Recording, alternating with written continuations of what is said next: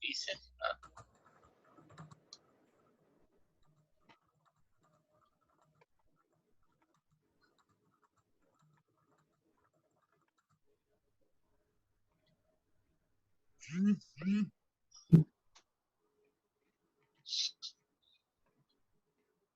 Bueno.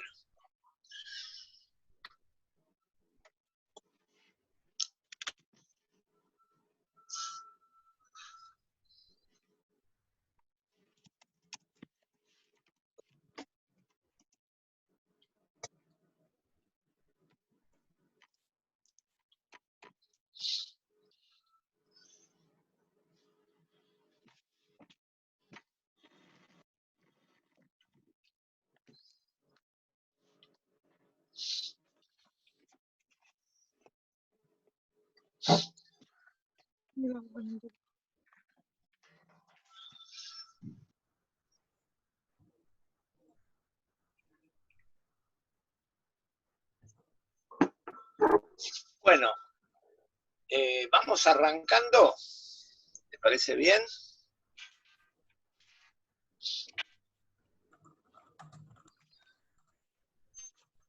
Bueno, está todo el mundo en silencio. ¿Escuchan la mayoría? Sí. Bueno, ahí. Bueno, voy a comenzar diciendo lo mismo que le decía a los chicos de turismo, que como yo soy un profesor medio haragán, y me cuesta repetir la clase un día y al otro, medio como que hice una cosa que es, les di una clase a ustedes sobre el modelo matemático. No sé por qué tengo un retorno yo, pero no estoy seguro si es mío. Mi máquina está media rara. Porque si hago, ven, si pongo las manos ahí, hago ruido. No sé por qué. Bueno, lo que no sabía que me iba a empezar a hacer ruido cuando hablaba. Ahí estoy mal ya. Digo, si la puedo acomodar un poquito mejor. Ahí vamos a ver si no. Bueno, les estaba contando de que les di a ustedes una clase sobre el modelo matemático y después decidí cómo darle a ellos una clase sobre el modelo lingüístico, que la grabamos y la idea es que va a estar a disposición para que ustedes la vean. Y dije que le iba a dar una clase sobre el modelo lingüístico, pero en verdad eso es relativo, porque vamos a proseguir con el modelo lingüístico y vamos a llegar a través del modelo lingüístico a lo que se llamaría a dos cosas. Uno es, vamos a tratar de analizar que con lo que aprendimos de analizar el modelo en la lengua, hoy en día analizamos otros sistemas de significación, y esto lo hacemos en una ciencia que sería la semiología o la semiótica. Pero fundamentalmente también vamos a empezar a criticar el modelo de Saussure, que de cualquier manera pareciera que trata, igual en el modelo matemático pareciera que limita la comunicación a la transmisión de información, y vamos a llegar a los análisis de lo que se llamarían las comunicaciones enunciativas. O sea, porque una de las finalidades de la comunicación es influenciar al otro. Y justamente por eso en esta parte vamos a terminar hablando de discurso, porque el discurso es una instancia que existe desde los griegos, y que justamente la principal finalidad que tenía el discurso era influenciar a otros. Pero bueno, ¿dónde empieza a producirse las condiciones para este cambio desde el modelo lingüístico al modelo enunciativo? O el modelo lingüístico enunciativo, pues no dejamos de estar en lo lingüístico, ¿no? Y yo ya menciono en la última parte de la clase que di en turismo a David Berlo, que por ahí es un autor que nosotros no lo vamos a estudiar en detalle porque se darán cuenta que es bastante complejo esto de verlo, es bastante complejo, ¿no? Porque está verlo en verdad está interesado y se centra en el análisis de las comunicaciones de masas, más que nada, ¿no? O sea, no está interesado en la comunicación interpersonal. Y bueno, pero yo me gusta rescatar de verlo algunos elementos, ¿no?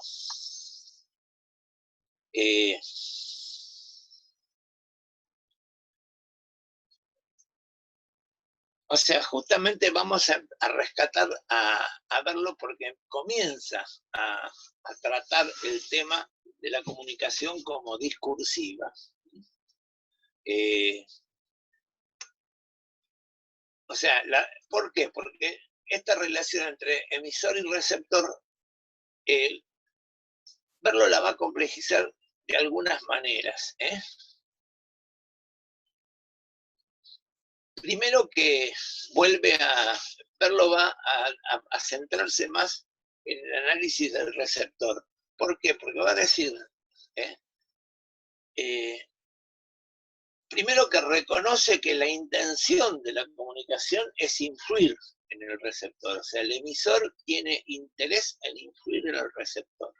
Esa es una de las cosas fundamentales que ya comienza a verlo a decir. Pero además va a cambiar algunas cosas de los modelos lineales y va a poner mucho énfasis en el significado. Porque Verlo dice que va a decir sobre el significado. Los significados son convencionales, pero están en las personas. No es que se decodifica, todos decodifican por igual. Cada uno recibe los significados de alguna manera en forma personal. O sea, la comunicación lo que consiste no transmite significados, sino que transmite mensajes. Los significados no están en el mensaje, están en los usuarios del mensaje. Las palabras no significan nada, solo las personas significan. Las personas pueden tener significados similares solo en la medida que hayan tenido o pueden anticipar tener experiencias similares.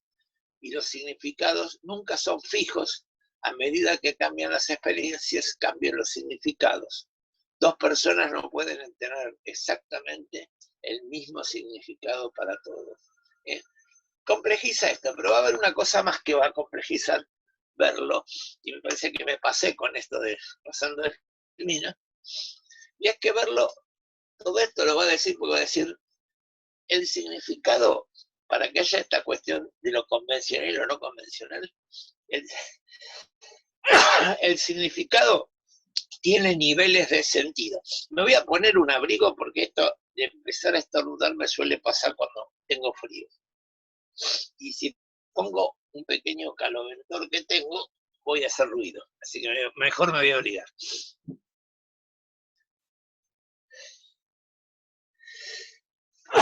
Bueno, por suerte no transmito virus, pero de cualquier manera esto es más como una reacción. Bueno, ni siquiera me acuerdo qué reacciones. Bueno, pero verlo entonces también va a decir lo siguiente. Los significados están construidos con niveles de sentido. Esto ya lo de alguna manera, si uno lee un diccionario, hoy en día los diccionarios más complejos no dan solamente una definición o un concepto, también dan las formas de interpretar de los distintos usuarios. Tratan de incluir, por ejemplo, qué sé yo voy a usar mucho el ejemplo de la palabra gato, y para el gato va a estar como animal que con tal y tal característica, pero también va a decir en un momento dado que también es una forma de un crique para elevar un auto.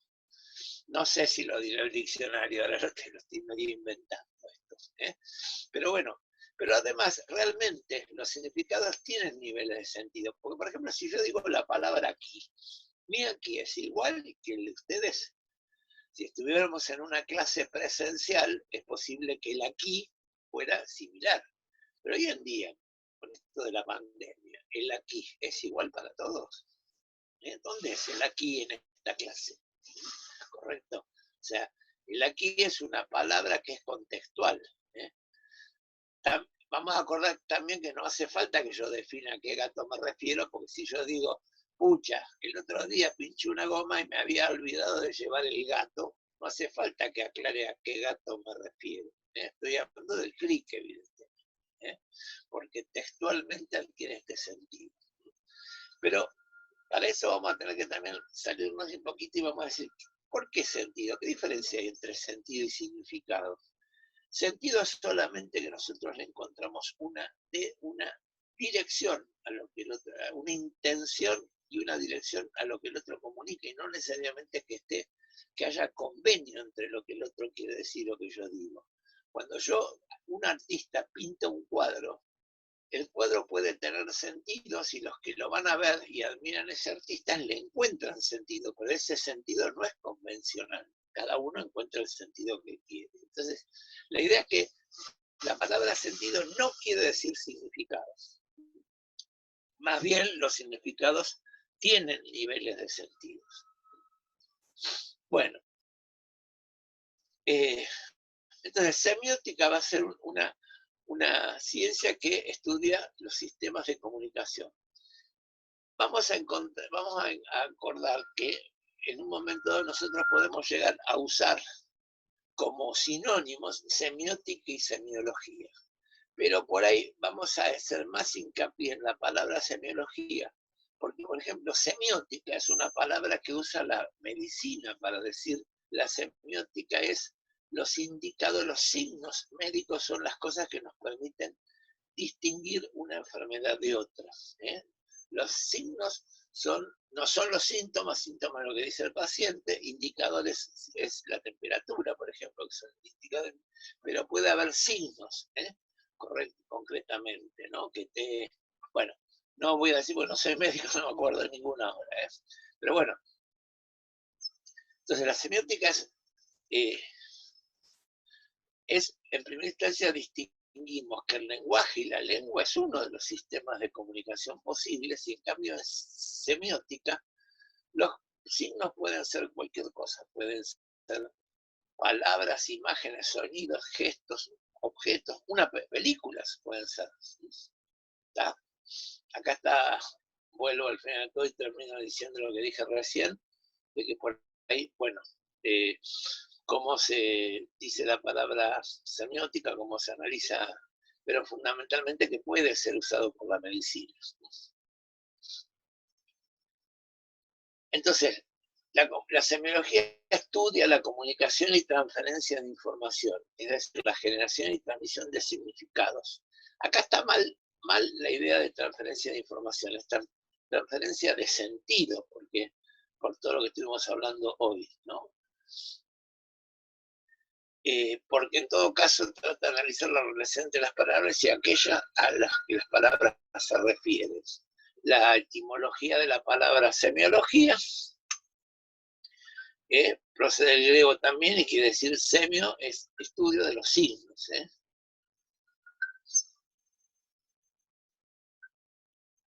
No sé si están entrando, me está haciendo una serie de ruiditos y no sé qué, pero bueno, esperemos que no sea nada grave. Bueno, por ejemplo, nosotros podríamos llegar a analizar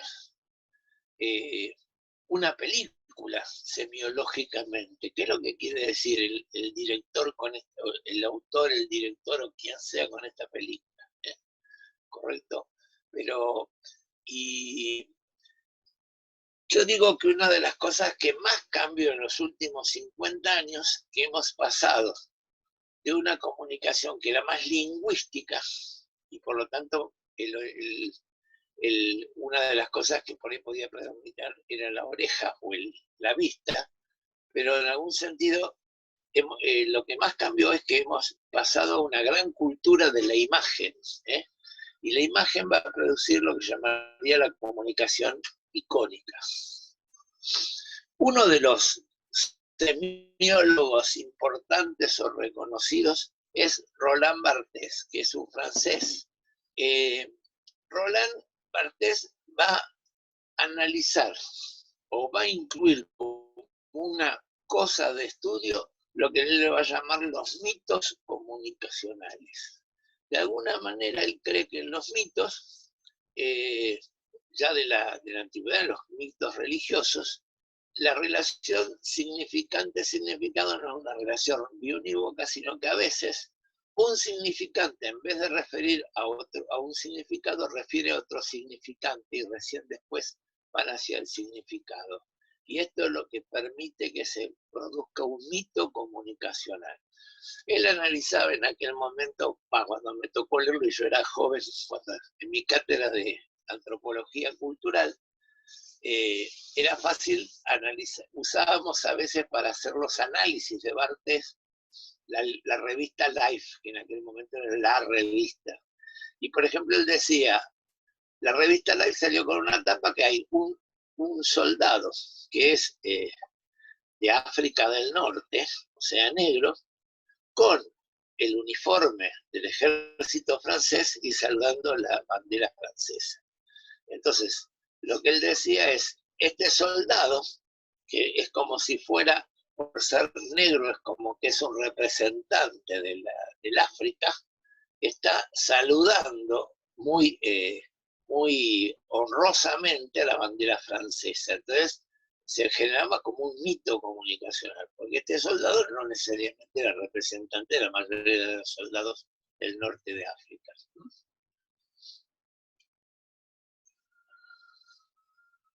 Bueno, vamos a ver, porque dice, ¿qué podríamos llegar a analizar? Porque él tiene varias obras con respecto a este tema. Dice, podemos analizar el sintagma, la lengua, la connotación, el habla, el paradigma, el significante, el significado y la denotación. Sí, vamos a tratar, ya en la clase anterior traté de aclarar denotación y connotación como un par que es importante para nosotros. La lengua ya escrita nos permite denotar y connotar. Porque nosotros podemos tener una intención directa con un mensaje, pero de acuerdo a la selección y combinación de signos y de signos, podemos además connotar, o sea, dejar niveles de sentido libre que sugieran otras cosas además de lo que decimos. Eso es denotación y connotación. Lengua y habla va a ser otro par, otro par sociliano, ¿no? Porque decimos que en la lengua la lengua es la que trata de cristalizar o de enlentecer el desarrollo de las hablas. El habla es el factor dinámico de la lengua, ¿no? Aunque acá el habla es el habla hablado y la lengua por ahí es la lengua más escrita, pero no quiere decir que sea de lengua escrita contra lengua hablada. También nosotros, en el habla también podemos incluir todo lo que viene a ser la comunicación de masas, como habla. Yo cuento una anécdota, y es que a mí me impresionaba hace 20 y pico de años, y tenía muchos conocidos chilenos, y los chilenos hablaban en chileno. Y resulta que hoy en día, no hoy en día, pero ahora unos 3 o 4 años, viajé a Chile, y me encontré con una sorpresa, que los chilenos de Chile actualmente no hablan en chileno como los chilenos que yo conocía hace 20 o 20 y pico de años. ¿Por qué? Porque los medios de comunicación están sumamente usados para tratar de disciplinar en cuanto a la lengua. Acá hay un lenguaje más neutro, menos chileno que lo que había hace 20 o 25 años. Bueno, Barthes decía entonces que el mito es una significación de un segundo orden, donde está el significante, significados y signos. En algún sentido, Barthes es un autor que está más o menos en el mismo contexto y época que Lacan, y algo de esto tiene que ver cuando Lacan termina planteando de que hay un desplazamiento de la cuestión del pene o del pito hacia el como un significante, un significante que se desplaza hacia un costado y va a cobrar valor por su ausencia y no por su presencia. Otro autor importante es Eco, ¿eh? Pero ya Eco por lo menos vivió en la Argentina. Era italiano, pero fue una persona que estuvo en la Argentina. Y va a ser importante, hay una novela que fue muy famosa, que es El nombre de la rosa, de la cual se han hecho algunas películas, pero fundamentalmente es un tipo que va a resaltar mucho la obra de Foucault. ¿eh?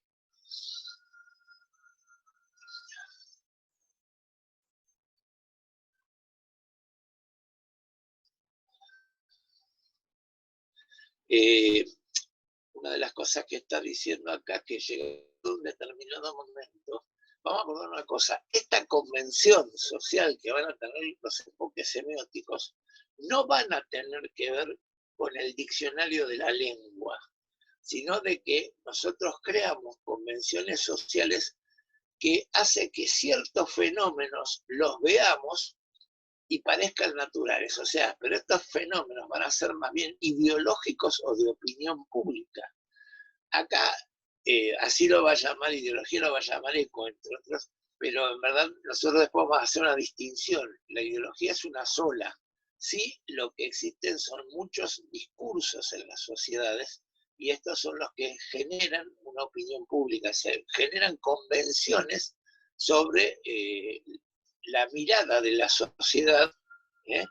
Y esto es una de las cosas que a nosotros nos interesa cuando yo arranco con la cuestión del análisis de si son curables los delincuentes sexuales o si son, tiene que ver con que podamos revisar que ahí tenemos convenciones establecidas por los medios de comunicación.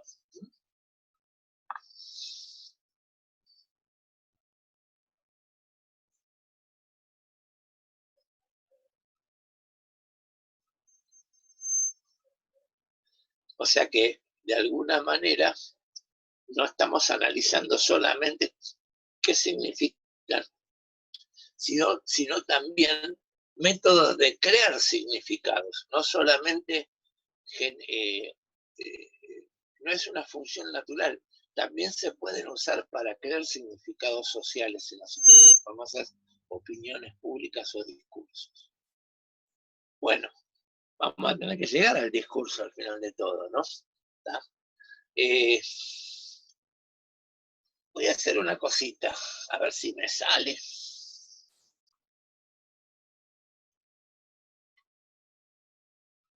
Hoy estuve planificando, ya les dije que soy un profesor Aragán,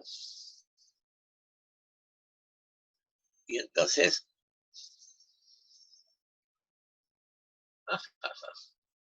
no sé qué estoy haciendo, me parece que estoy en el mismo lugar, no sé qué es. Bueno, no, en verdad, a ver si, bueno, quería que he descubierto que a veces puedo hacer que la computadora lea, porque a mí me cuesta leer, pero podría encontrar alguno que de ustedes que quisiera leer.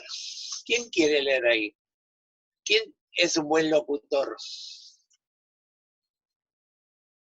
Bueno, voy a tener que seguir yo. Bueno, el discurso, decíamos que en el discurso, ¿saben quién fue el que se encargó de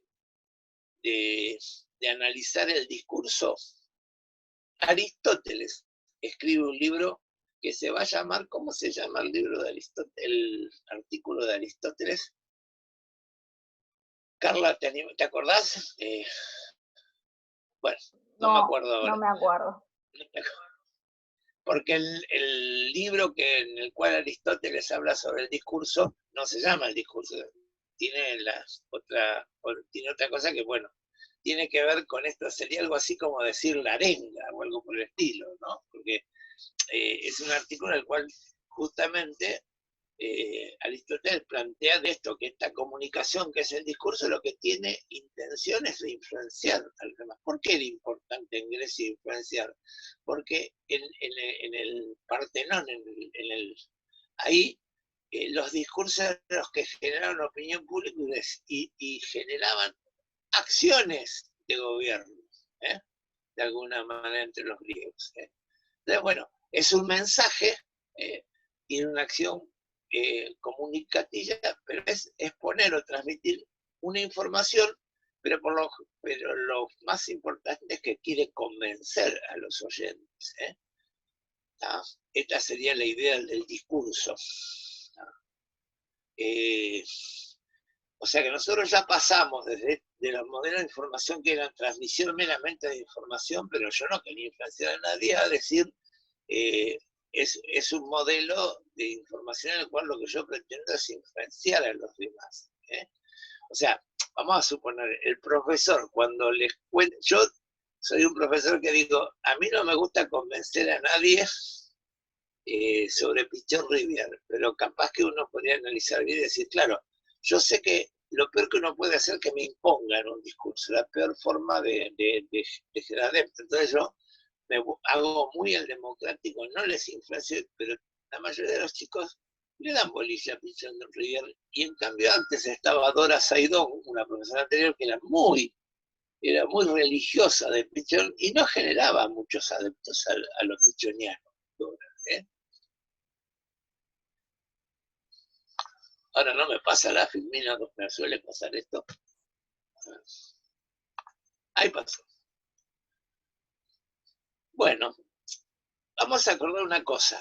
En la lingüística la palabra discurso puede ser oral o escrito. Y ya de alguna manera la idea del análisis del discurso se empezó a generar en la lingüística. ¿Por qué? Porque uno podría encontrar que un autor o que una corriente literaria tiene una especie de discurso intrínseco, hay una cierta cantidad de elementos que van generando o que tienen una cierta similitud y tratan de resaltar algunos factores X de la sociedad, de la filosofía, de lo que sea. Entonces, por eso empieza a haber un discurso a veces, por ejemplo, un autor generalmente tiene un modelo como discursivo en su obra. Nadie podría negar que hoy en día uno podría, en ciertas personas, podrían leer un texto nuevo que apareció y dice, se sospecha que sea de Borges. Y entonces se podría analizar ese texto y de acuerdo a estos análisis discursivos podríamos saber si puede o no ser de Borges, más allá de cómo se encontró el artículo. ¿Se entienden esto que estoy diciendo? Entonces, tiene un origen lingüístico la palabra del discurso, y el análisis de discurso también se generó en la lingüística. Pero vamos a acordar que excedió a la lingüística en determinados momentos. Porque el lenguaje, podemos decir, si lo juntamos con todo el sentido más amplio de los símbolos y de las significaciones, más allá de las palabras, encontramos que en la vida, en la sociedad, encontramos que se generan discursos. O sea, un discurso es mucho más que una colección de frases, incluye, como veremos, ideología, cultura y un contexto complejo. En verdad, o sea, los discursos, vuelvo a insistir, transmiten significados, pero no solamente los transmiten, sino que a veces los generan y los crean, esos significados. Y además pueden proponer o generar comportamientos, o de muchas veces lo que están dirigidos es a generar comportamientos. Acá tienen algunos ejemplos de lo que el discurso de la derecha, el discurso del mercado, etcétera, son más o menos, creo que ustedes los podrían discutir, los podrían descubrir. Hoy en día los medios de comunicación no hablan la palabra discurso, pero hablan de relatos, identifican lo que nosotros le estamos llamando en estos momentos discurso, los medios de comunicación lo llaman el relato.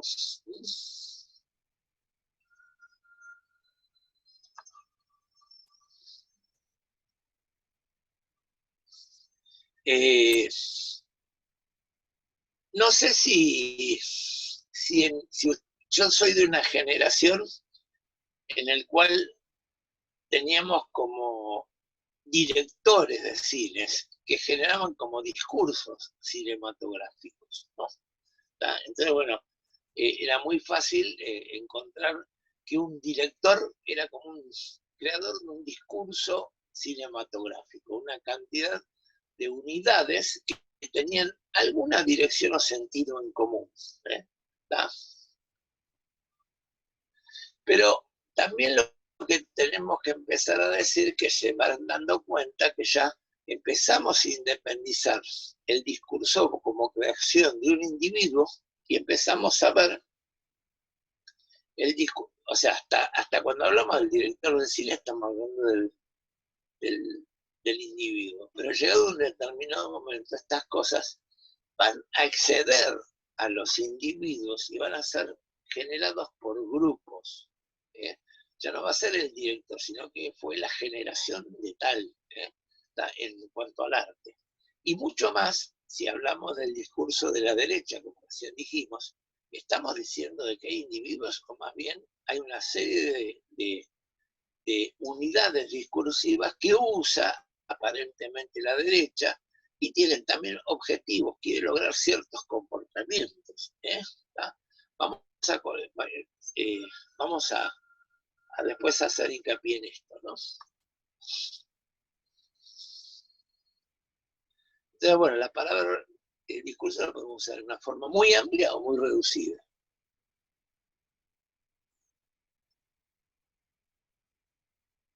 Bueno, si nosotros escuchamos un líder político que pronuncia un discurso, ¿es él el autor del discurso o ya llega un momento que en este análisis que estamos haciendo es un elemento más en una tarea discursiva de un sector?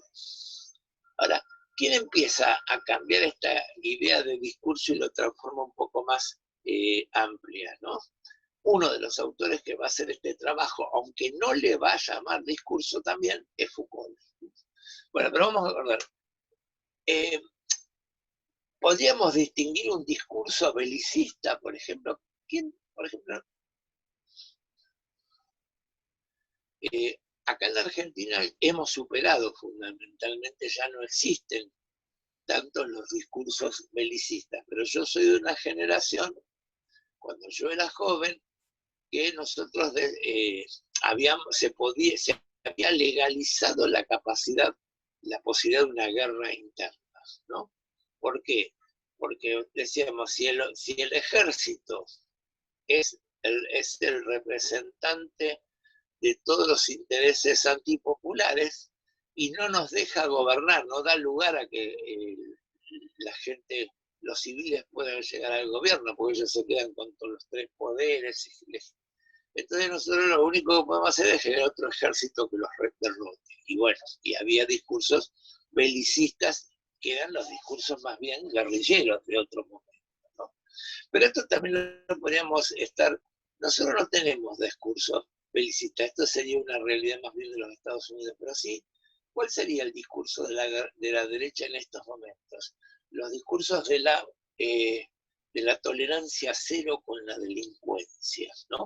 O sea, en estos momentos justamente se está blindando una cierta batalla con este tema, donde hay gente que dice, este gobierno, como está identificado con este gobierno y esta gente que viene de todo lo malo del populismo, ya están prácticamente disponiendo una liberación de presos para hacer después pequeñas patrullas guerrilleras que ataquen a los verdaderos ciudadanos que somos nosotros, la derecha, los buenos. Bueno, de alguna manera hay un discurso generalmente podemos decir más bien, de endurecimiento de la represión y hay podría haber otros discursos más representados, por ejemplo, en el ex miembro de la Corte Suprema, Zaffaroni, que dice el castigo, la cárcel no resuelve los problemas del delito. Y bueno, y él también dice, la mayor cantidad de homicidios que se producen en el país los producen las fuerzas de seguridad.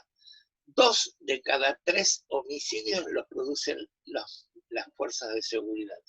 no las producen los delincuentes. Esas son estadísticas, lo que pasa es que nadie va a hacer va a tratar de pensar en estos números. Yo cuando trato de que podamos replantearnos esta cuestión del delincuente sexual, es porque no se olviden, traten en determinado momento de pensar que si nosotros encontramos que una persona no tiene ninguna posibilidad de cambio, entonces sí tendríamos que habilitar a medidas de alguna manera, o tenemos que llegar por lo menos a lo de los Estados Unidos, que hay que tenemos que habilitar la pena de muerte, o podemos llegar a momentos tipo nazis. El que es un delincuente sexual es una clase distinta y hay que eliminarle, es una fábrica de jabón. O sea, a veces nosotros sin querer podemos tener medidas sumamente extremas en la cabeza. Y esto no quiere decir que a mí me gusten o esté avalando el delito sexual. Porque tenemos que medir. O cuando decimos, hay alguno que en estos días, cuando dice, no, están liberando gente por el coronavirus, y entonces lo que uno sabe es que esos delincuentes, llegado a un determinado momento, van a ir al mismo hospital público que vos, si se enferman. Entonces, bueno, eso es lo que hay que medir, esa consecuencia, porque puede haber un hospital, tienen servicios médicos las cárceles, pero tiene un cierto nivel. Yo he trabajado en un hospital donde nosotros teníamos que recibir un precio y nos producía muchísima incomodidad en el funcionamiento del hospital, funcionar con un preso adentro del hospital. Bueno, entonces, de alguna manera, poder analizar los discursos es una cosa que me parece que es bastante importante, que tenemos que aprender, porque sí, antes creíamos que la publicidad podía influir sobre la opinión pública. Y hoy en día, ¿qué sabemos de la publicidad? Que la publicidad puede generar una conducta a corto plazo. La publicidad puede hacer que vos tomes Coca-Cola hoy, y también puede ser que en el momento de las definiciones la publicidad puede influir sobre tu voto, pero no va a influir sobre tu opinión a largo plazo. O sea, hoy en día, para cambiar la opinión pública, hace falta trabajar de otras formas, que con la publicidad. Hay que generar discursos. Ahora, mientras estamos analizando en la sociedad, de alguna manera, me parece que es un impedimento para pensarlo. Yo a veces me atrevo, me gusta, cuando ha llegado un momento, tratar de analizar los discursos más cercanos, como por ejemplo los discursos que puede haber dentro de nuestra facultad. Hay un discurso psicoanalítico en la facultad. ¿Por qué digo que si se lo puede analizar como un discurso? Porque de alguna manera existe un grupo. En el análisis de los discursos, una de las cosas que tenemos que ver es qué tipo de influencia queremos producir, qué tipo de interés tenemos en algún discurso. ¿Por qué hablo yo de que hay un discurso? Porque en verdad, y a veces en las clases me escuchan decir, en verdadero enemigo de la corriente del grupo psicoanalista de nuestra facultad, que no es del psicoanálisis, es del grupo psicoanalista, no es el Pichon Rivière o la escuela gestáltica, es el cognitivismo. ¿Por qué? Porque sería lo que más podría competir en casi todos los países del mundo. Las escuelas cognitivas son las que más compiten con el psicoanálisis. Entonces, la mejor forma de que el cognitivismo no entre en el país, no se desarrolle, es combatir el cognitivismo. Porque en todo caso que haya algunos gestálticos, algunos psicodramatistas o algunas otras escuelas, no es una competencia con la escuela. ¿Cuál podría ser el interés de la escuela psicoanalítica? O sea, ¿para qué?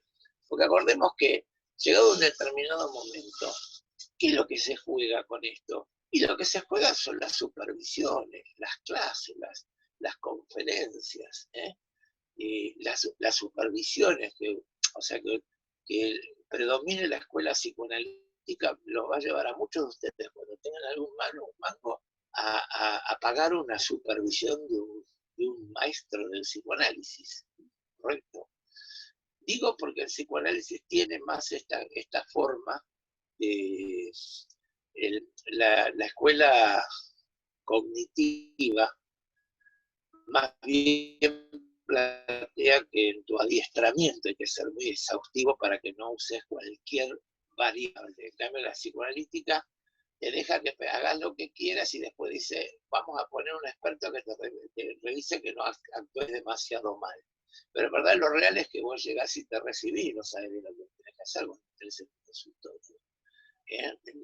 Son como dos escuelas totalmente distintas. Entonces, bueno, lo que insisto es que en los discursos existen grupos que son los que selectivamente quedan connotados como peyorativos.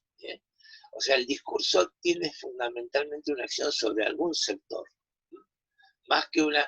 Y también va a tener de alguna manera, y esto sería ya casi materialista, dialéctico, más bien marxista, también va a tener algún tipo de beneficio, por eso se repite el discurso. Entonces, bueno, es una posibilidad de analizar entonces nuestra facultad como discurso. ¿Qué otra escuela hay? Yo en esto les recuerdo una cosa más y vamos a tener que ir. Yo siempre digo que me tocó participar en la elaboración del plan de la carrera de psicología. Y resulta que se había hecho, no pude participar, mejor dicho, a mí me excluyeron de la elaboración del plan. Pero llegado un determinado momento, las personas que estaban redactando el plan vinieron y dijeron, che, tenés que redactar las materias de psicología social y esta tenés que poner vos los contenidos mínimos. Bueno, y yo le dije, bueno, yo no puedo redactar la materia de los contenidos mínimos de mi materia si por lo menos no me dicen cómo es el plan. Yo no sé si va a haber una psicología social, si va a haber dos, si hay otras materias que tengan que ver, que sea antropología cultural o antropología social. No sé lo que hay, entonces me tienen que dar una copia. Cuando me dieron una copia del plan, yo dije, este plan no tiene, en estos momentos, con todo el desarrollo que tienen las escuelas cognitivas, tendría que tener un desarrollo de alguna parte de lo cognitivo. Y bueno, no me dieron el 5 de pelota el interno. Hasta que el plan fue a un vedor externo, porque era parte de su elaboración y de su... Y cuando fue al vedor externo, lo primero que le devolvieron es, tiene que tener algunas materias cognitivas. Y entonces, ¿qué pasó?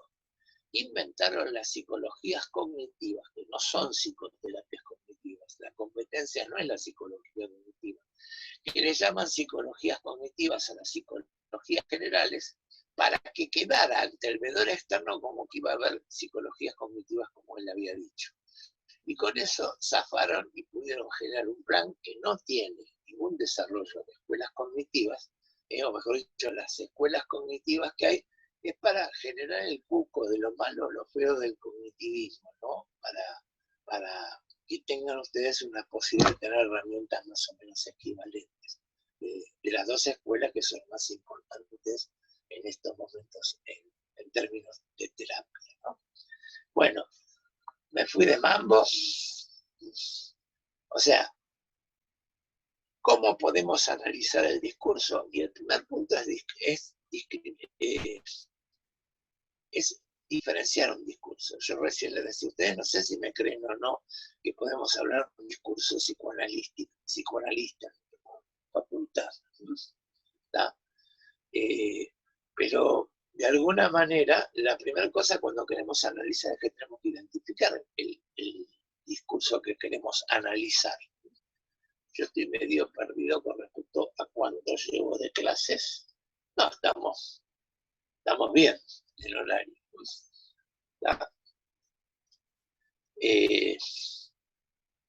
O sea que tenemos que identificar el análisis de que tiene que ver,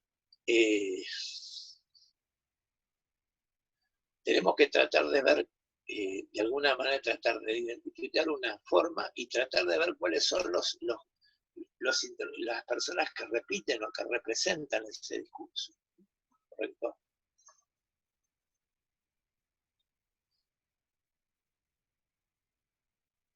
O sea, tenemos que entender, por ejemplo, bueno, cuando yo les planteo fuertemente la cuestión de los delincuentes sexuales, eh, eh, también, que puedan cuestionarse. La cuestión del delincuente sexual tiene muchísimo que ver con esta escuela psicoanalítica que trata de generar un discurso de poder, y que en Lacan está la cuestión esta del discurso, de la estructura perversa que es inmodificable.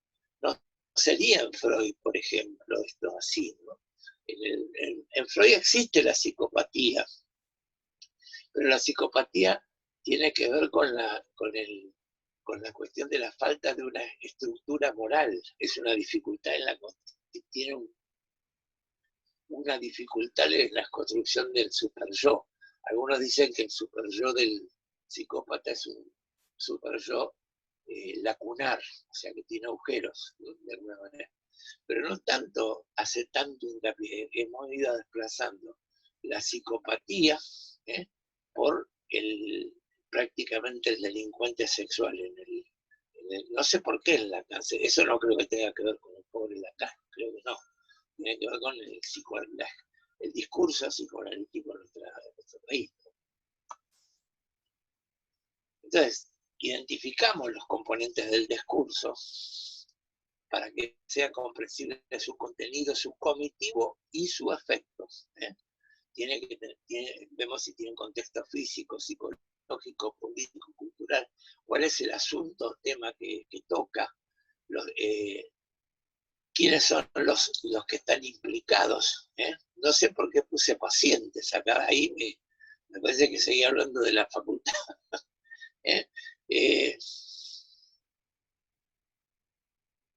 Y cuáles son los materiales, los canales de comunicación, por dónde se difunden estos discursos. Todo esto de alguna manera implicaría un análisis de discursos. Ya se dan cuenta que estoy medio más bien cansado. De alguna manera, cuando uno hace un análisis crítico del discurso, lo que se plantea es intervenir sobre el discurso, ¿no? Descubrir, desmitificar y desafiar la posición del dominante en el análisis del discurso. No es una finalidad meramente científica, es más bien política y social, es decir, tiene una tendencia al cambio, a la constitución, a una nueva construcción de poder, por decirlo de alguna manera.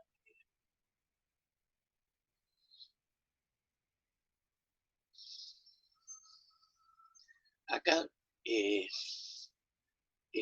volvemos a la crisis, es decir, las ideologías presentes en el discurso se determinan directamente por el contexto político y social en el que vive el autor. Más que un análisis del texto, el análisis del discurso es un análisis contextual del discurso, estructura en cuestión. O sea, no analizamos solamente lo que tiene que ver con la construcción, sino dónde se produce, cuál es el contexto en el cual se construye y cómo influye la distribución de poder de ese lugar. Eso tiene que estar incluido dentro del análisis del discurso. Decía que Foucault no habla de discursos, pero habla de formaciones discursivas. Por ejemplo, lo que nosotros estamos llamando en estos momentos discurso o relato, Foucault lo llamaba formaciones discursivas. Y es un conjunto de reglas anónimas, históricas, siempre determinadas en el tiempo y en el espacio, que han definido en una época dada y para un área social, económica, geográfica o lingüística determinada las condiciones de ejercicio de esa función enunciativa. Por eso hablamos que el análisis de los enunciados. La formación y práctica discursiva puede definirse como una descripción de los hechos, discursiva como horizonte para la investigación de las unidades que estos conforman. Bueno, la verdad que es un tema que por más que yo me esforzara ahora, casi seguro que no llegaríamos a concluirlo. Entonces me parece que sería bueno que pudiéramos habilitar la charla. Bueno, y que de todo caso veamos o en otro momento trabajemos las dudas que queden sobre este tema. Voy a ver.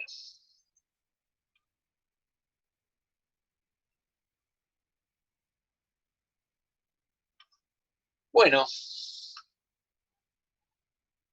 el otro día yo les decía a mis alumnos de turismo, que son muchos menos, que por ahí sí, cuando llegara el momento de que tuviéramos que charlar, sí me gustaría que la mayoría, si tienen la posibilidad, se conecten con cámara, porque para así podemos saber con quién habla y podemos también verle, verlo cuando, si solamente son agentes de un discurso o son alumnos que están aprendiendo. Bueno, ¿qué les fue pesado este tema? ¿Les resulta pesado? ¿Les resulta atractivo? ¿Cómo ven la cuestión de discurso?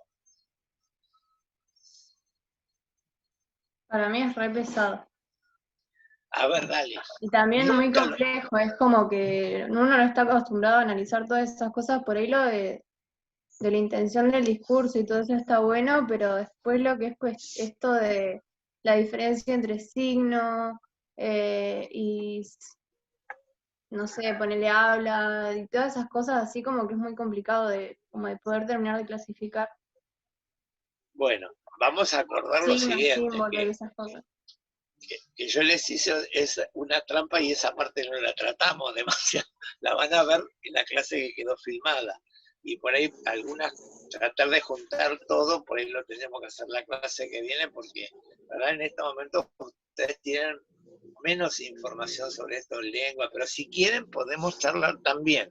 Pero quiero decirles que objetivamente de eso no les di ahora, esto de signo, pero si quieren podemos charlarlo como una No, duda. claro, pero como están los textos y va de la mano con esto, es como que por ahí, como que cada vez se hace más amplio el tema y es complicado.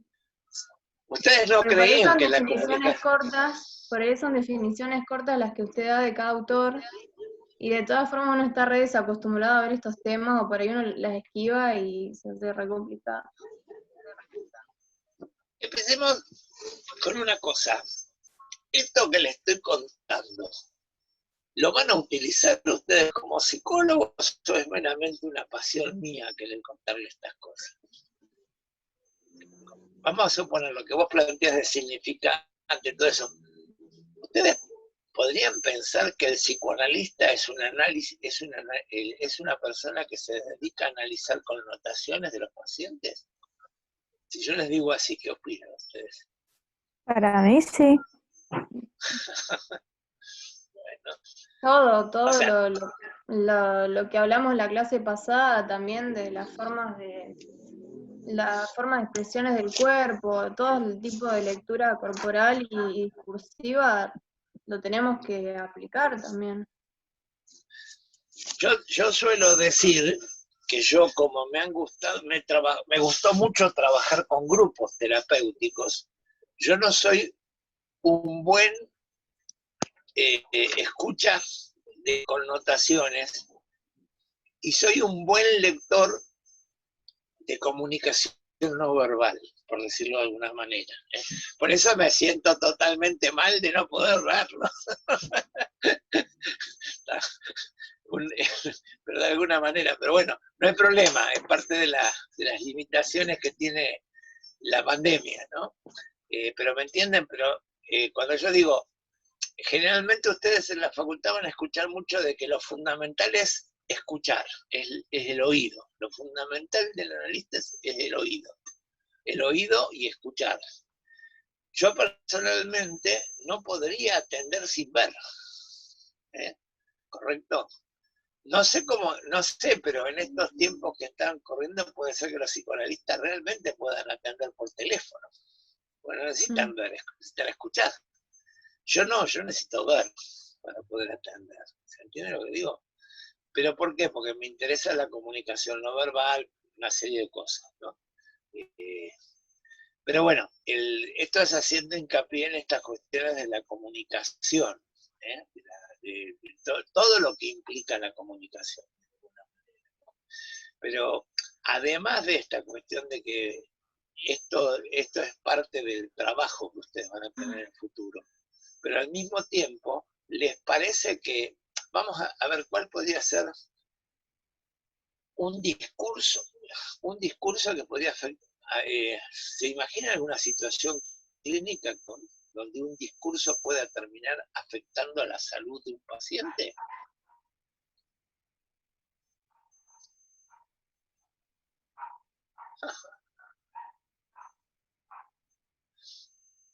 ¿Quieren que les cuente una anécdota pero no sé si es la más adecuada, pero se la voy a contar? Nosotros en un momento dado tomamos la determinación de que no podían los pacientes internados en el Servicio de Salud Mental del Castro Rendón, no podían ser visitados por personas que fueran con una inquietud religiosa. O sea, nosotros respetábamos las religiones, pero no podían visitarlo pastores, curas, nadie. Y tomamos esa determinación porque en un momento dado había un médico en el hospital que militaba en una iglesia evangélica en esos momentos, de Amén, y no él, un día en verdad vino el hermano de ese, que era bastante rayadito, el hermano, que era un pastor, y cuando se fue este muchacho, resulta que tuvimos a una paciente que la encontraron con una tijera tratando de cortarse la lengua, y a otro como un trago de lavandina. Y después pudimos indagar que una frase de la Biblia que le había leído era: si tu lengua vitupera, córtatela. Y después la lavandina tenía que ver con que tenías que limpiar tu interior. Acordemos, los pacientes psicóticos no hacen metáforas, son literales. O sea, ahí ya estaba la principal contra de esto que pasó. Pero era mucho más complejo decir, pueden entrar los católicos y no los evangélicos, pueden entrar los judíos. Entonces tenemos que decir, bueno, no entra nadie. Cuando salgan de la... esto no quiere decir que no tengan derecho a su religión, pero la tomarán y decidirán cuando ya estén bien. ¿Me entienden esto? Pero bueno, tiene que ver con de alguna manera, con cierto, es también un discurso esto, de alguna manera, ¿no? No sé, algo de la comunicación que había que analizar, concretamente. ¿Se les ocurre algún otro ejemplo?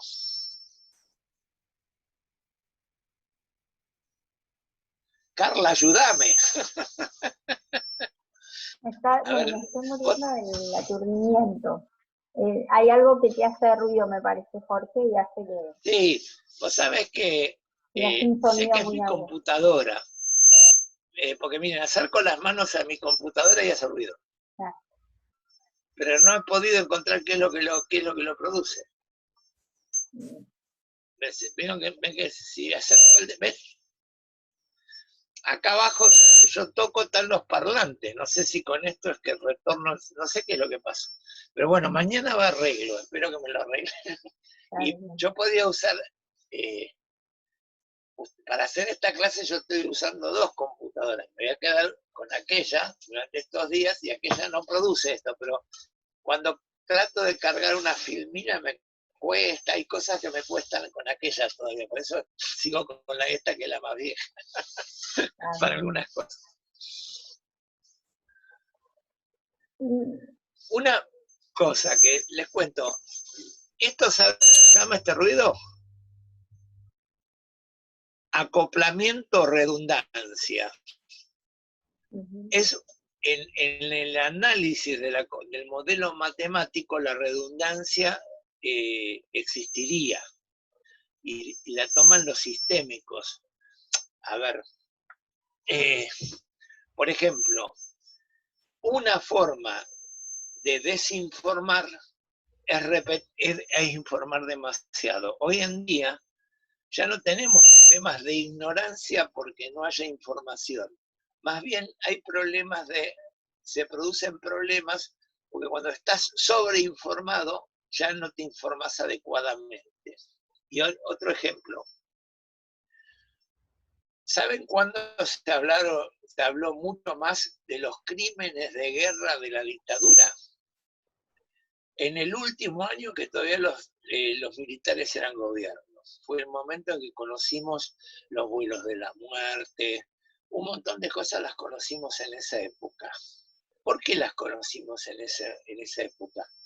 Porque se trató de generar una cuestión de vacunación. Se hablaba tanto de todas estas cosas que eran sumamente jodidas y uno se saturaba de escuchar estas cuestiones que eran muy perversas, muy, muy malas. Y entonces cuando ellos perdieron el poder, ya había un cierto efecto de vacunación. Ya la gente no quería escuchar más nada de esto. ¿Me entienden esto de la posibilidad de crear una redundancia y por un efecto de resistencia con respecto a la información? Pero bueno, estas son cosas que uno las puede analizar con la cuestión de...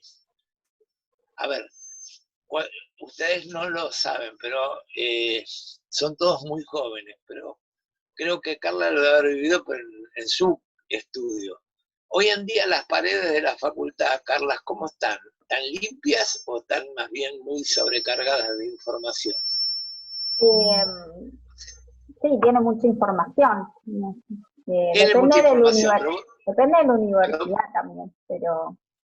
Pero en tu universidad, en mi universidad estaban las paredes repletas de pintura directa, de cosas pintadas con aerosol. Teníamos absolutamente cargada. Hubo un momento que decimos, vamos a hacer una regla, no ensuciamos más las paredes. Tienen que ser todas cosas que son removibles. Pero, podemos decir, en esa época que yo me acuerdo que estaba todo sobre la pared, ya llegaba un momento que nadie le daba pelota a lo que estaba escrito. Producían un efecto al contrario, que estaba todo tan sobrecargado. Y siendo pintado con aerosol no se lo podía borrar. Por eso hoy en día se pinta sobre papeles que cuando termina el efecto de eso se saca. Terminaron las elecciones del centro de estudiantes y se saca la propaganda para la elección. ¿Entendés? Antes no, eso quedaba y quedaba y quedaba y producía una saturación. Pero bueno, esta es una cosa que uno puede analizar con un modelo que tiene que ver con el modelo matemático de la comunicación, ¿no? La reiteración del mensaje produce redundancia. ¿Por qué llama redundancia? Porque lo que pasa en este caso, no sé cómo, pero lo que pasa es que mi micrófono toma lo del parlante y ahí se genera esta redundancia que se produce a mí. ¿Me entienden lo que digo? Yo hago algo que el altavoz entre en el parlante y ahí se produce ese chiflido, por decirlo de alguna manera. Eso es redundancia. Cuando el micrófono toma el altavoz. Y también se podría pensar como un ruido en la comunicación. También sería un ruido. ¿Y un ruido de qué tipo, Carla? A ver, o le preguntamos a uno de los alumnos. ¿De qué tipo es este ruido?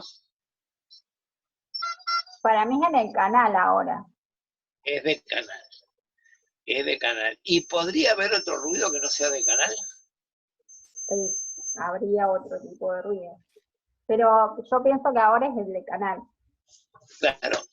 A ver, yo digo ruido semántico. ¿Qué es un ruido semántico?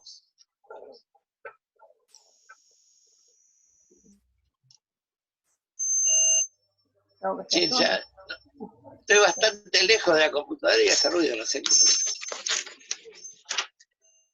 Dicen los chicos por el grupo que por ahí puede ser que tenga el teléfono muy cerca de las computadoras, ¿puede ser?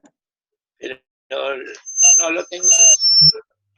Vos crees que es el teléfono, pero no tiene nada. El celular cerca de las computadoras o del parlante. Acá lo tengo, pero fíjense en que no. Bueno, más bien pero si pongo la mano es lo mismo, no sé por qué. Me rebota el ruido del altavoz, tendría que bajárselo más. A ver, bajo el altavoz y ustedes me dicen si me escuchan igual. Ah, bueno, no falta mucho, terminamos con los... Deben ser los parlantes. Sí, mañana me la mando a arreglar y voy a funcionar con aquella, que me parece que no. Yo toqué la cuestión del micrófono y de esas cosas con la cuestión de cuando uno tiene que generalmente establecer estas cosas cuando pone programas como el suyo. Yo lo estuve toqueteando y ahí metí la pata. No sé qué hice, pero empezó a hacer el ruido que antes no hacía. Pero bueno, tiene que ver con algo del balance, algo de... O sea, vuelvo a insistir, es el micrófono que toca el altavoz. ¿Algún otro ejemplo? ¿Qué sería un ruido semántico?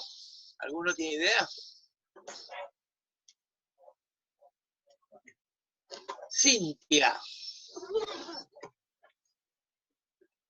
Hola, profe. Hola. No sé No, si me pero vos escucha. sabés que no pude interpretar qué estás haciendo. Estaba con los apuntes. Ah, le miro y no digo, ¿qué está haciendo, Cintia? No lo entiendo. Estaba No, con los bueno. apuntes, pero... Dale, vamos a aprovechar para que podamos hablar y hacer alguna... No, en realidad yo tenía una duda con respecto al discurso.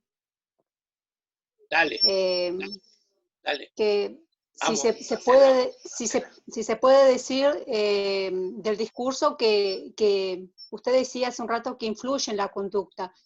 Eso significa que... Sí. ¿De qué manera puede influir en la conducta? O sea, en el comportamiento, en la manera de pensar de uno. O sea, ¿cómo influiría, por ejemplo, un discurso político? A ver, vamos a acordar una cosa que por ahí... Un problema que podemos tener es confundir discurso con ideología. Es posible que todos ustedes piensen que hay distintas ideologías. ¿Y hay distintas ideologías? No llegamos a ideología, lo vamos a trabajar en otro momento, pero no hay muchas ideologías. La ideología tiende a ser una, y puede haber como ideologías más resistentes a la ideología dominante, pero generalmente la ideología tiende a ser una. Lo que hay mucho y que nosotros tendemos a llamarle ideologías son los discursos. Cuando nosotros decimos la ideología radical, ¿existe una ideología radical? ¿O una ideología peronista? No, existe un discurso radical y existe un discurso peronista. ¿Me entienden esto que estoy diciendo? Sí. Y de alguna manera, mientras que la ideología, vamos a llegar cuando terminemos, vamos a ver que la ideología no te hace ver lo que no existe. La ideología es una leve deformación de lo existente. La ideología no te miente, te dice la realidad un poco alterada, pero tiene que ser una ilusión de lo real. Y en cambio, los discursos pueden creerte ideas totalmente... la ideología, con los discursos sí podés llegar a percibir el mundo inadecuadamente. A ver, un ejemplo. Yo por qué trato de que reduzcamos la cuestión esta de que seamos un poco más... no me acuerdo, no tengo muy en claro, pero sé que en estos días hubo a una persona que se la acusó de delincuente sexual y la lincharon. Y después resultó que fue inocente, que no era.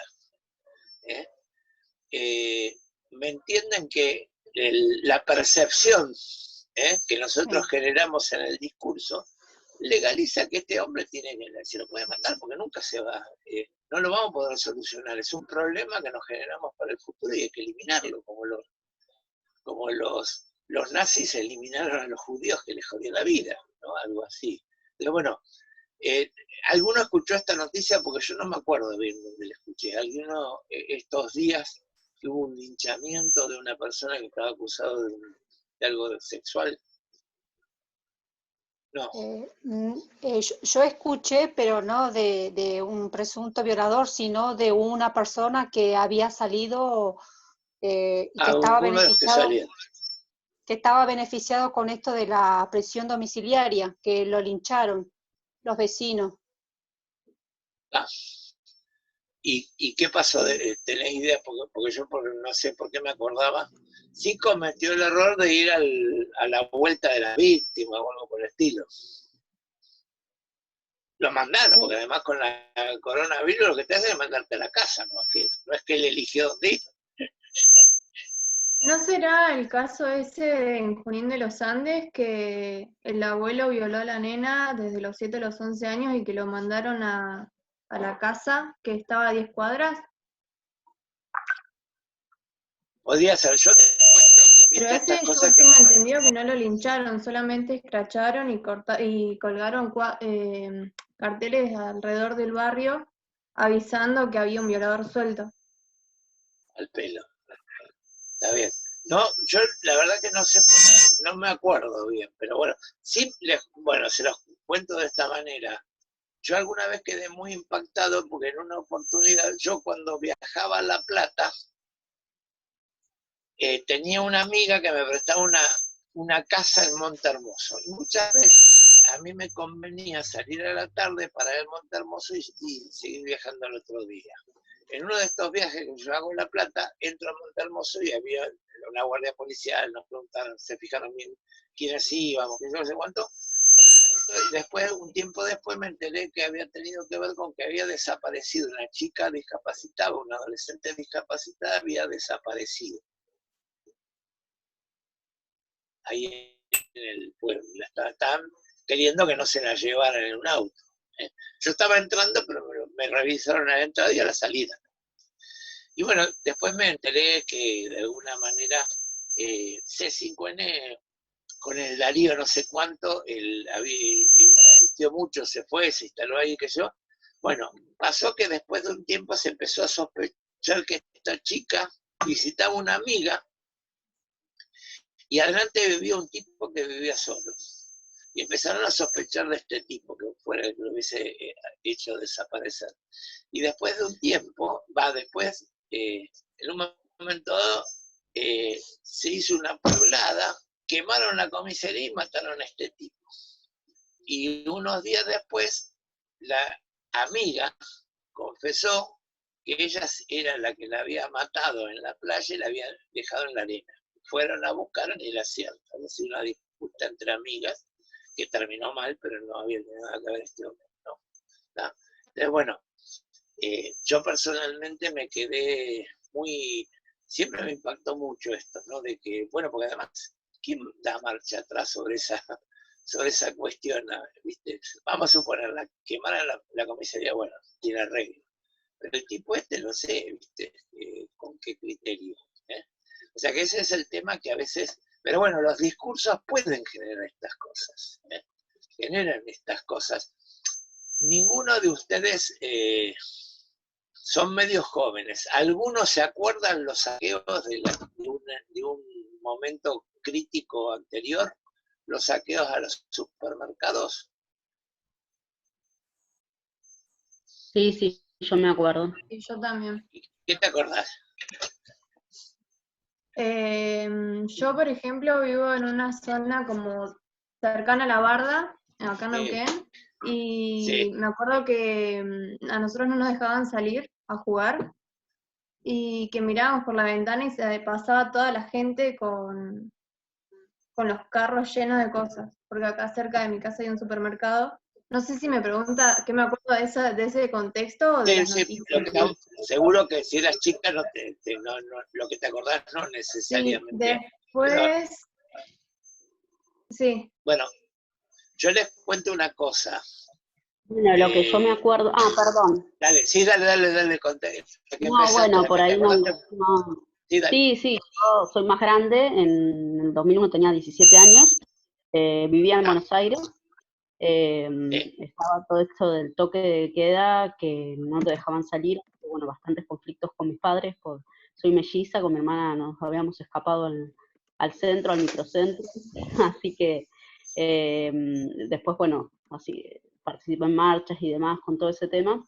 Pero bueno, sí, un revuelo muy grande de empezar tenía 17 años, no había militado mucho en mi vida nada, así que fue empezar como a ir a los bancos. Me acuerdo que, bueno, o sea, íbamos en la marcha a los bancos y algunos siempre guiaban, claro, y rompían los vidrios de las puertas de los bancos, bueno, y los súper también, la gente salía con los changos y se llevaba el chango con las cosas adentro. Bueno, yo me acordaba de Neuquén porque les cuento que en su momento, en la etapa esta de los saqueos en Neuquén, quemaron 3 Topsis y bombas, o sea, no Topsis y bomba, no era uno y otro, ¿no? No eran 3, ¿no? Porque además llegó un momento que no estaba tan claro ya si era para poder llevarse cosas, se llevaban las cosas, pero también quemaban el local. Y yo me acuerdo que mis hijos, nosotros vivíamos en la calle San Juan, entre Buenos Aires y Santa Fe, que quedaba una cuadra del Topsi. Entonces se decía, en un momento dado se empezó a decir que esa noche iban a ir a quemar el Topsi. Y mis hijos, no sé por qué, pero los pibes del barrio empezaron a decir que querían ir a quedarse ahí para defenderlo. Y me acuerdo haberme pasado una noche con mis hijos en la puerta del Topsi, porque supuestamente los defendíamos de que lo fueran a quemar. Pero bueno, te quiero decir, toda esta cuestión, yo no sé cómo lo puedo relacionar con discurso este tema, pero ¿cuál era hoy en día sería posible que se hiciera un saqueo similar? ¿Por qué no se produce? La situación económico-social, hubo momentos, no ahora, pero hubo momentos de dificultades tan grandes económicas como las que hubo en esa época del 2001. ¿Y por qué no se produjeron los saqueos? Porque no había, toda una cuestión en su momento de alguna manera discursiva que facilitaba que se entendiera que estaba bien a saquear los supermercados. Si no se entiende cómo se podía hacer. ¿Se entiende lo que estoy diciendo? Yo no lo puedo relatar estrictamente como era la historia, pero había una preparación discursiva para que eso fuera legítimo, ¿no? Y no tanto. Una cuestión, otra, bueno, y ya después de esto, si quieren terminar. ¿Ustedes creerían que si podría haber llegado un momento, si seguíamos con el Mauri, que la universidad se arancelara?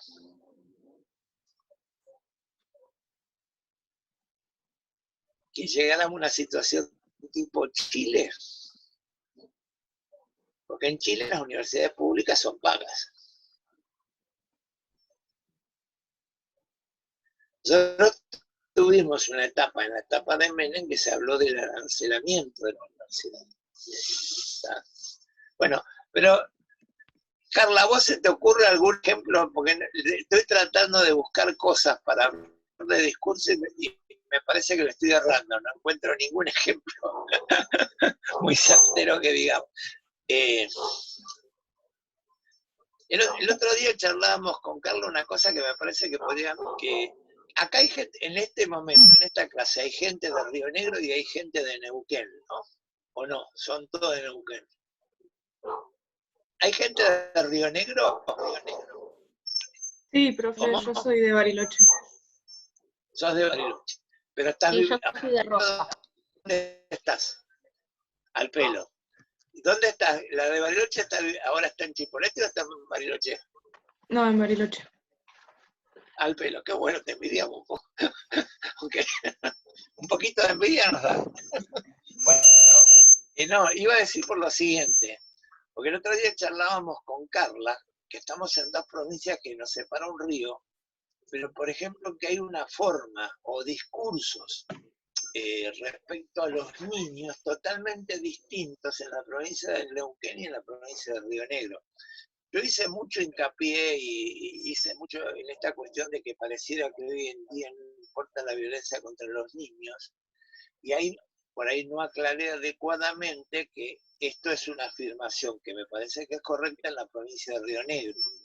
Neuquén tiene toda una tradición que produjo la ley del niño y del adolescente hace casi 20 años, que es la 2302, ¿no, Carla? Y que hace que los niños estén considerados de una manera distinta en la provincia. Por ejemplo, ustedes saben que aún el hospital tiene una línea que un chico puede llamar y hablar directamente quejándose de si sufre violencia. es una línea que atiende el servicio de pediatría y lo hace voluntariamente. Si llama un niño, llaman a alguno de los profesionales de guardia. Y aún el servicio de pediatría lo sigue bancando esa línea, el 102. Sí, ¿Me es entienden? parte Bueno, de un proyecto nacional, la línea 102.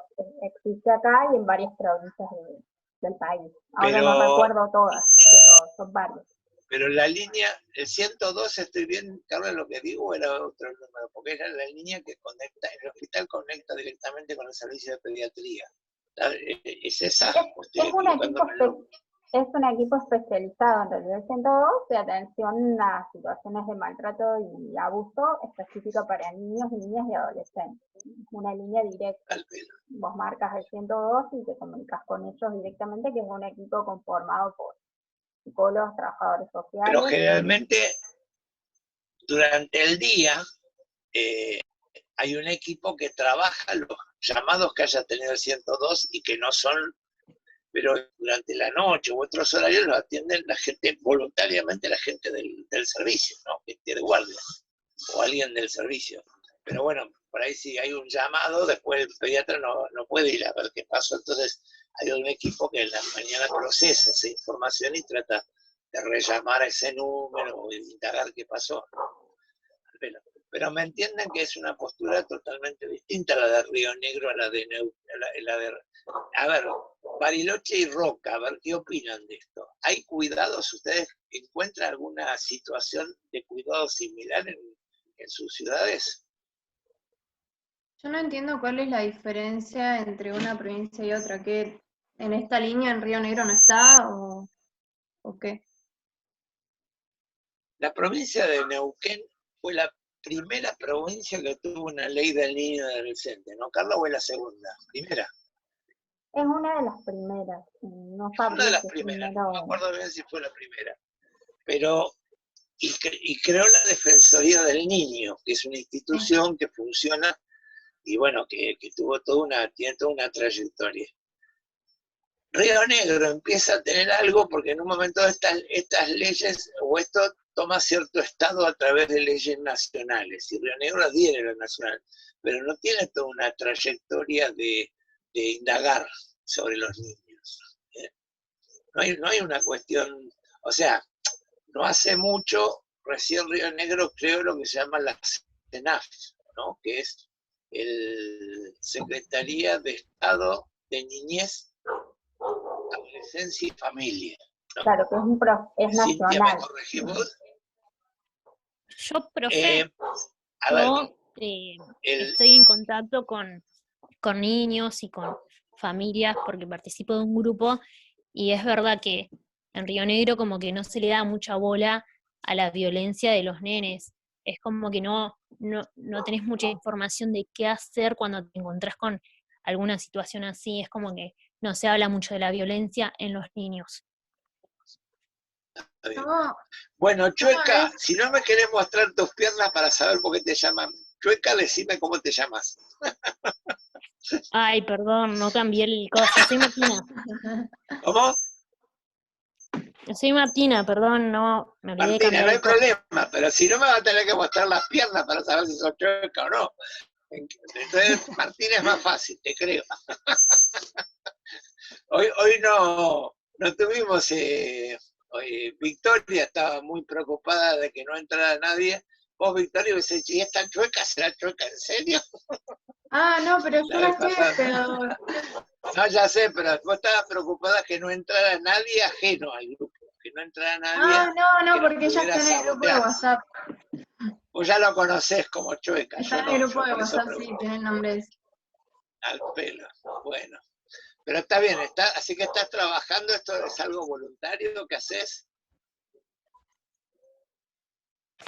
No, es voluntario. Martina. Sí, Martina, entonces, a partir de esto, ¿podrías entender que puede haber un discurso distinto con los niños en Río Negro y en Neuquén?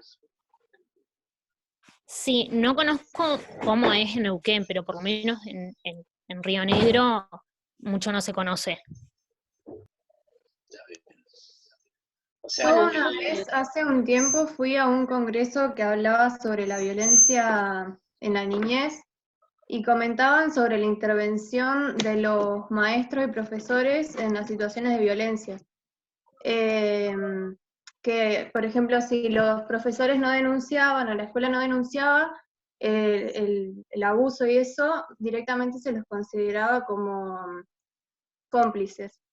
Y mi vieja, no sé si ahora habrá cambiado, pero mi vieja fue maestra hace muchos años y antes en la escuela no podían denunciar, o sea, el que tenía que hacer la denuncia era una persona que sea parte del círculo familiar, pero ellos no se podían involucrar. No sé si habrá cambiado, pero bueno, en ese caso la situación, o sea, hay una diferencia. ¿Es verdad? Bueno, lo mismo te cuento que Victoria por ahí, en verdad el tema me parece que es un poco al revés. En Neuquén, que existía el 102, a veces llamaba a un maestro y decía, ahí está el chico que está sufriendo tal cosa.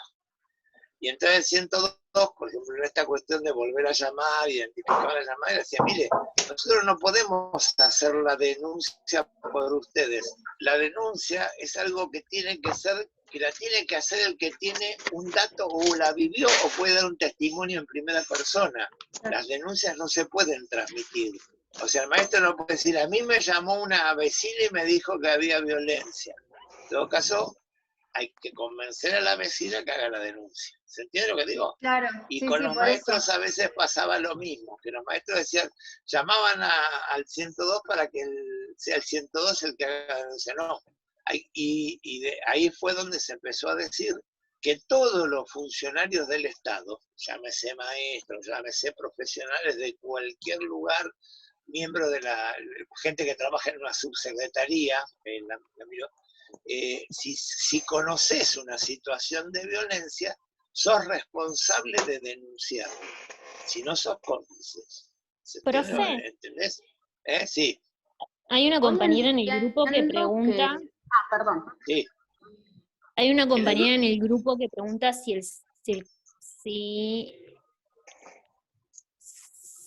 el conocimiento científico es un discurso.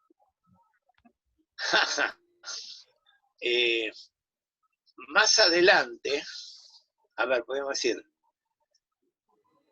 ahí tendríamos un problema. Primero es que es comparar lo científico con lo ideológico. Y en todo caso después con lo discursivo. Yo no digo que el psicoanálisis sea un discurso, yo digo que en nuestra facultad hay un discurso psicoanalítico. ¿Me entienden la diferencia? Yo no estoy diciendo el psicoanálisis es un discurso. En nuestra facultad puede haber un grupo que generó un discurso que es psicoanalítico, por decirlo de alguna manera, que no quiere decir, no hay otros discursos. ¿Qué otra?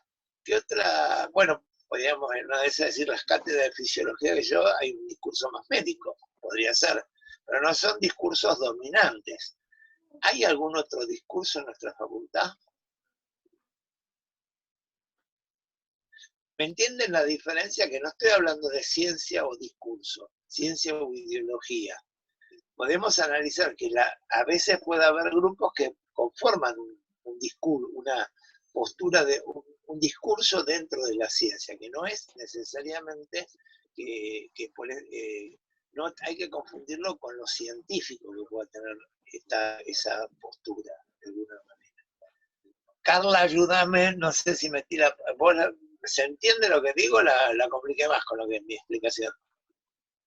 No, me quedé pensando más que nada en esto, digamos.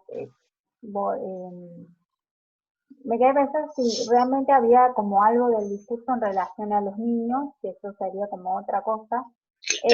Quedó en la pero no, me parece que digamos que el discurso apunta a influenciar, como vos decías en la civilina, que tiene que ver con esto, con generar acciones en ese otro, y en realidad lo científico tiene que ver con una investigación, y así como hay como distintos modelos a los cuales uno puede adherir y pensar. Digo, me parece que va como por otro lado lo científico, que desde pensándolo como, digamos, desde la cuestión que vos planteabas más de qué implica desde la científica lo discursivo, desde ahí lo pensamos. Claro. Mira, me hiciste acordar unas cosas más que no sé si espero que no enturbien más. Hace 20 o 25 años a mí me enseñaban y me decían, en la justicia argentina hay una sola arbitrariedad legalizada, y es que en un conflicto entre un niño y un adulto, el niño siempre tiene razón. Había una cuestión de sesgo a favor de los niños en las resoluciones judiciales. Esto uno lo dice y habría que ver después si se cumplía. Hoy en día ya no existe esto de alguna manera, el ojo no se pone sobre los niños. Más allá de que se esté hablando, discutiendo la posibilidad de poner el abogado del niño. Pero el abogado del niño es toda una cuestión que se está discutiendo a nivel nacional. Y la experiencia, los únicos que tienen una experiencia más o menos prolongada de esto de tener una defensoría del niño es Neuquén, pero la defensoría es una cosa totalmente distinta que ponerle un abogado. Vos a un niño que le pones un abogado, no estás garantizándole nada, porque un día cuando vos contratás un abogado no te garantiza nada el abogado. Pues, ¿verdad? Es una profesión liberal que hace lo que quiere, no lo que debería hacer, no tiene reglas. No es una política a favor del niño, que te pongan un abogado del niño. Que además, casi seguro que alguno lo va a terminar pagando, sea la madre o el padre. No es que... Porque estas cosas a veces no se ponen en favor del niño, sino en favor de los abogados, por decirlo de alguna manera. Bueno, pero se entiende esta cuestión de los cambios de discurso. No es fácil de analizar lo que es un discurso, no es fácil de analizarlo. Vuelvo a insistir, siempre que... creo que todos sabemos que cuando por ejemplo, crece demasiado en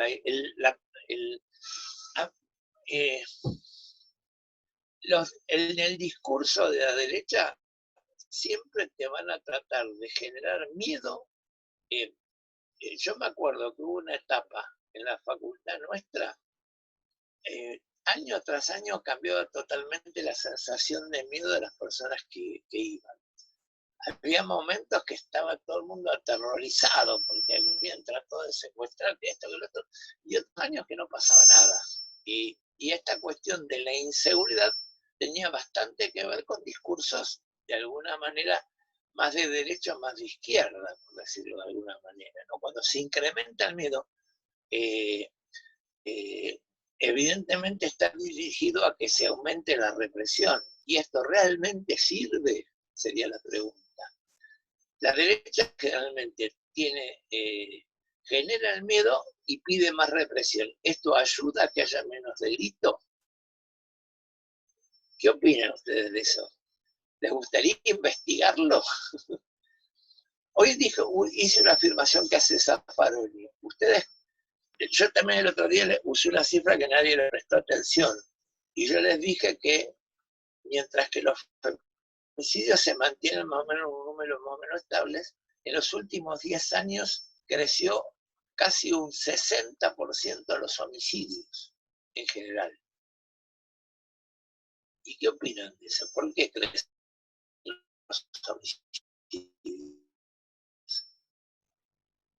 Y la pregunta sería, Zaffaroni dice que cada 3 homicidios, 2 los producen los representantes del Estado.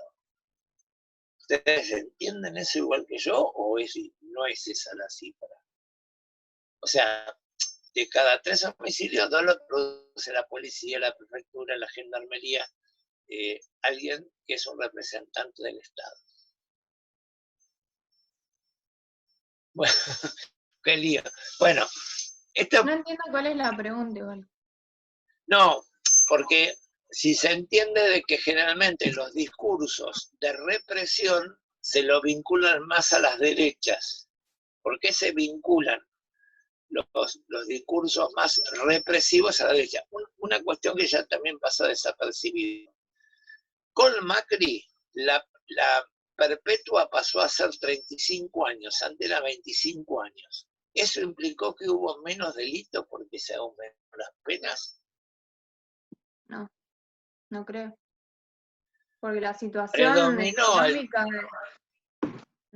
económica y el descuido de otros como aspectos, por ejemplo, no sé, el Ministerio de Seguridad de la Mujer y todo eso,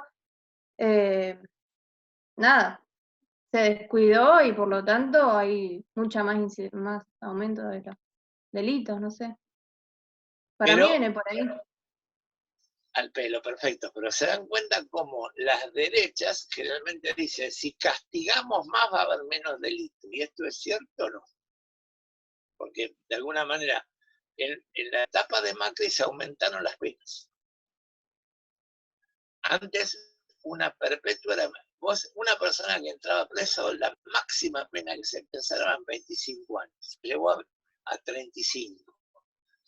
Además de todo, recordemos también que al reincidente se le va aumentando más todavía. Es decir, perpetuo, un delito que sea perpetua, 25 años. Con Macri se llevó a 35. Esto llevó el miedo a las penas tan largas. ¿Disminuyó el delito o no? Pero generalmente los discursos de la derecha llevan al aumento de la represión. ¿Entienden esto del discurso de la derecha? No. Bueno, me parece que lo único que voy a lograr hoy es que se queden con algunas inquietudes. Pero me parece que hoy no pudimos cerrar el tema bien, pero bien, es bueno saber generar preguntas más que respuestas. Y todavía no terminamos con el tema, ya nos falta la última unidad. Y la próxima clase, y además tienen la ventaja que ustedes tienen. El jueves una excelente clase con Carla que les va a... aparte de ustedes les va a resolver las dudas. Y a César, Carla, de que también resuelva las dudas.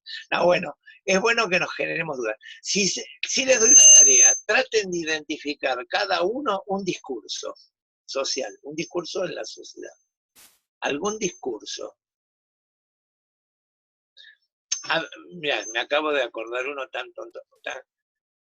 Para poder legalizar el aborto, ¿no hay que cambiar discursos? ¿Cuál es el discurso del aborto y cuál es el discurso del no? ¿Me entienden lo que estoy diciendo? ¿Es cierto que el que no está en contra del aborto defiende la vida? ¿O es un discurso? Es un discurso.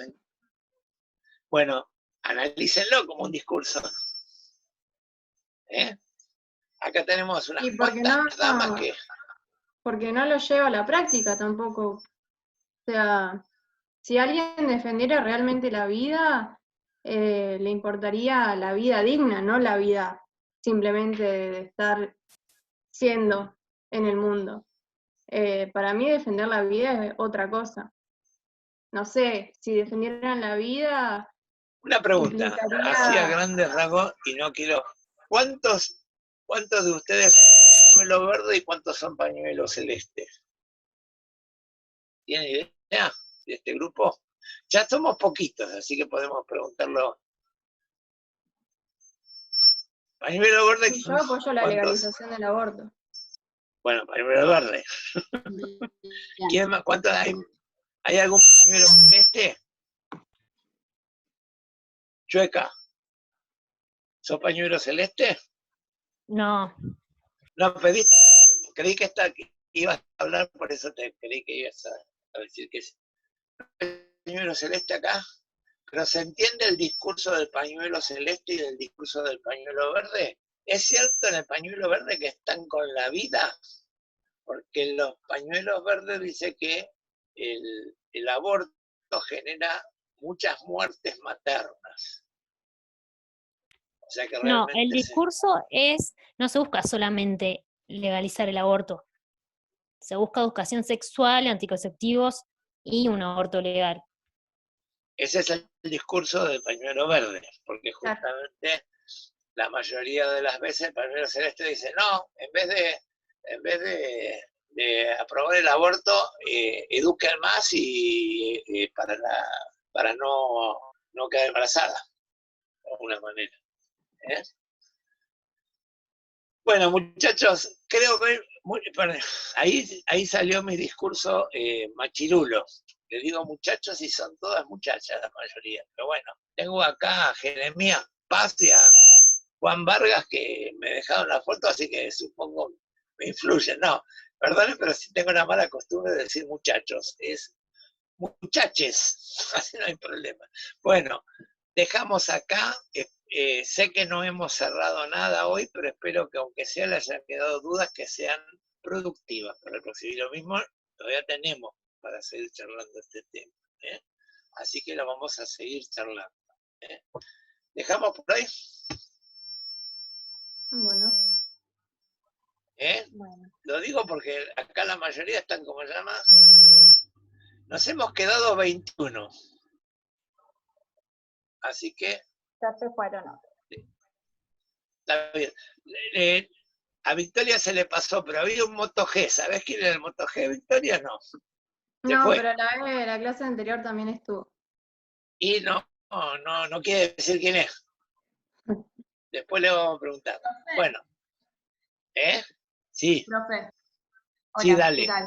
Candela, dale. No, sí, yo lo único que quería agregar como para cerrar era el tema de la violencia infantil. Por ejemplo, acá en General Roca, Sí. para los que no tienen la información, funciona una asociación que es Quillagua, que es una asociación civil. Es un grupo de profesionales que desde 2001 trabajan de manera integral para el derecho de las personas, o sea, contra la violencia, no solo de las mujeres, sino que de las infancias también. Está bien. Si uno vive acá en Roca, como para tener la información, más que nada. Ellas Pero anteriormente estaban trabajando en lo que era el edificio del CERN número 9, pero como bueno, sucedió el hecho de que lo quemaron y todo eso, tuvieron que cambiar. Al pelo. Bueno, mirá, yo estoy en relación con un abogado que se llama Mario, no me acuerdo ahora el apellido, que fue concejal. ¿Sabés quién es el que estoy hablando? ¿Mario cuánto? No me acuerdo el apellido, pero fue concejal. Ahora terminó su periodo. Ah, no tengo ni idea. Fue concejal por un movimiento vecinalista. Y es abogado. Porque con él vamos a organizar un grupo de trabajo por este tema de...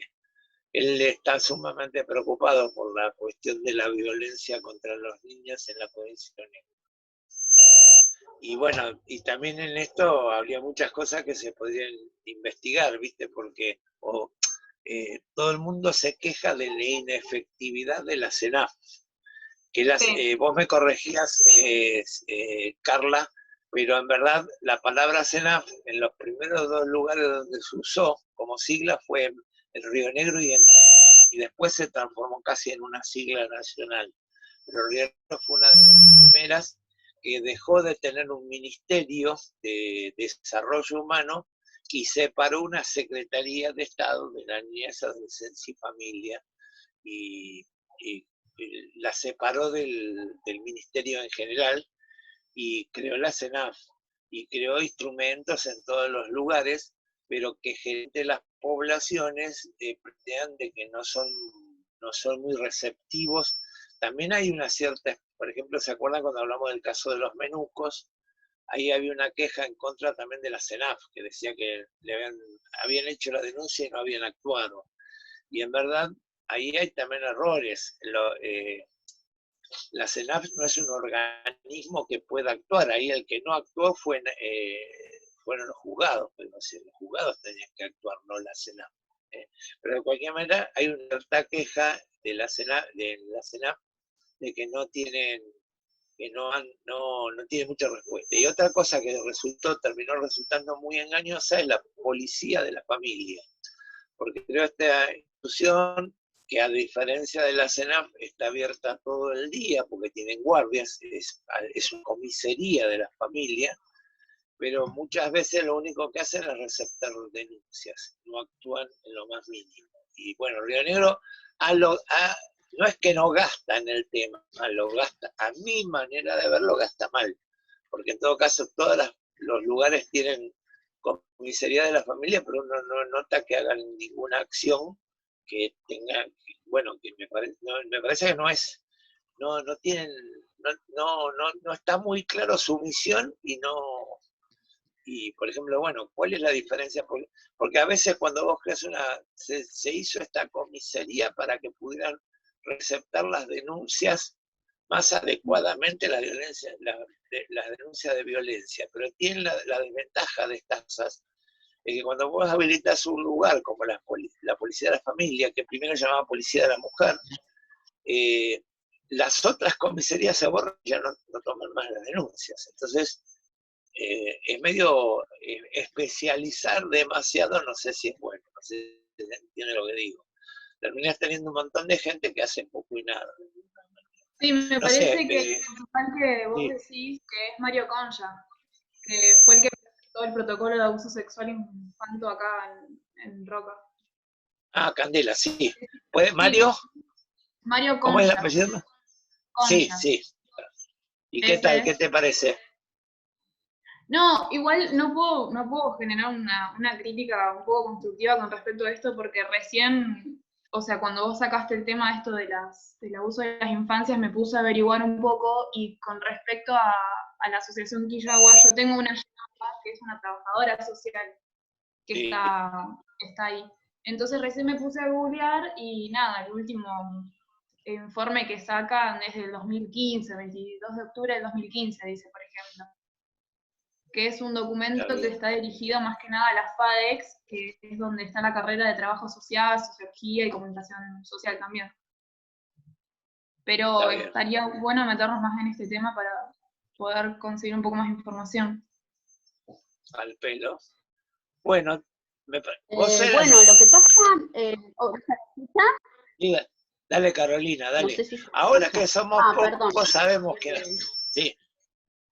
¿Qué ibas a decir? Yo también soy de Roca, un poco para decir que entiendo que la cuestión de la CENAF es una cuestión muy complicada, porque ellos reciben una cantidad de casos diarios que no llegan a tratar.